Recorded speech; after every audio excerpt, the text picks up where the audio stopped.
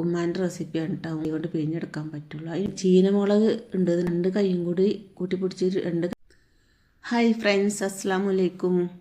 അപ്പോൾ എന്തൊക്കെയുണ്ട് എല്ലാവരുടെയും വിശേഷങ്ങൾ? അപ്പോൾ ഇന്ന് ഞാൻ വന്നിട്ടുള്ളത് പയറിൻ്റെ ഇല കൊണ്ട് ഒരു തോരൻ ഉണ്ടാക്കുകയാണ് കേട്ടോ. അപ്പോൾ ഇപ്പോഴത്തെ കുട്ടികൾക്കൊന്നും ഈ പയറിൻ്റെ ഇല എന്താണ് അറിയണ്ടാവില്ല. ഇതിട്ട് ഉപ്പേരി ഉണ്ടാക്കുകയോ ഇല്ലേ ഒന്നും.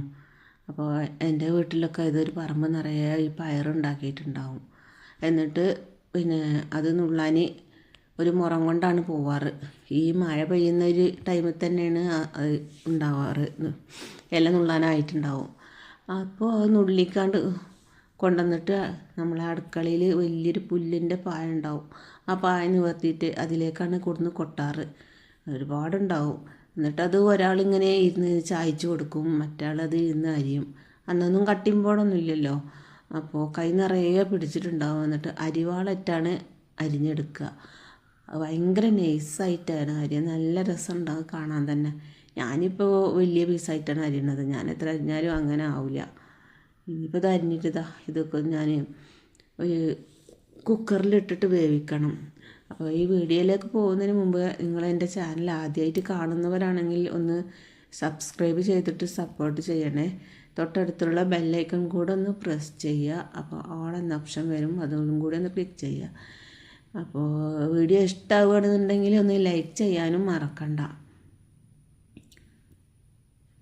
ഇത് എൻ്റെ ഉമ്മാൻ്റെ റെസിപ്പിയാണ് കേട്ടോ. ഉമ്മ എങ്ങനെയാണ് ഉണ്ടാക്കാറ് അത് കണ്ടിട്ടാണ് ഞാൻ ഉണ്ടാക്കുന്നത്. ഇനി വേറെ രീതിയിൽ എങ്ങനെയെങ്കിലും ഉണ്ടാക്കുന്നവരുണ്ടെങ്കിൽ കമൻറ്റ് ബോക്സിലൊന്ന് പറയണേ. ഇപ്പോൾ ഞാനിത് കുക്കറിൽ ഇട്ടിട്ട് വേവിച്ചെടുത്തിട്ടുണ്ട്. ഒരു 2-3 വിസിലും മതി, അത്ര വേവൊന്നുമില്ല. ഇത് ഞാൻ ഒരു പാത്രത്തിലേക്ക് മാറ്റിയിട്ടുണ്ട്. ഇതിനി ഒന്ന് ചൂടാറണം, എന്നാലേ നമുക്കിത് കൈ കൊണ്ട് പിഴിഞ്ഞെടുക്കാൻ പറ്റുള്ളൂ. അതിന് വേണ്ടിയിട്ട് ഞാൻ ഒരു ഉണ്ടാക്കുന്നുണ്ട്. കുറച്ച് തേങ്ങ ചിരകിയിട്ട് ഒരു 4-5 ചെറിയ ഉള്ളി, പിന്നെ ഒരു 2-3 പിന്നെ വെളുത്തുള്ളി, ഒരു 3 പച്ചമുളക്. അപ്പോൾ ഇതിലേക്ക് ചീനമുളക് ഉണ്ടെന്നുണ്ടെങ്കിൽ അതാണ് ഇടാൻ ഏറ്റവും നല്ല കേട്ടോ.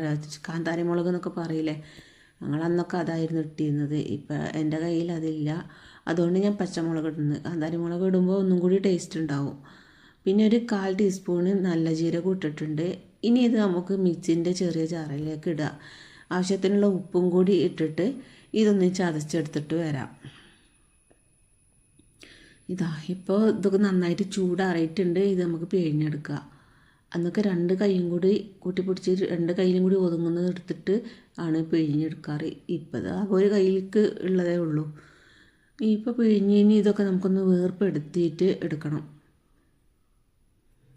ഇപ്പോൾ ഇതൊക്കെ നന്നായിട്ട് വേർപ്പെടുത്തിയിട്ടുണ്ട്. ഇനി ഇതിലേക്ക് പിന്നെ ചതച്ച തേങ്ങൻ്റെ കൂട്ട് ഇട്ട് കൊടുക്കുക. എന്നിട്ട് നന്നായിട്ട് മിക്സ് ചെയ്യുക. അപ്പോൾ നമുക്ക് ചോറിൻ്റെ കൂടെ ആണെങ്കിൽ കഞ്ഞിൻ്റെ കൂടെ ആണെങ്കിലൊക്കെ അത് കൂട്ടാൻ നല്ല ടേസ്റ്റും ഉണ്ട്.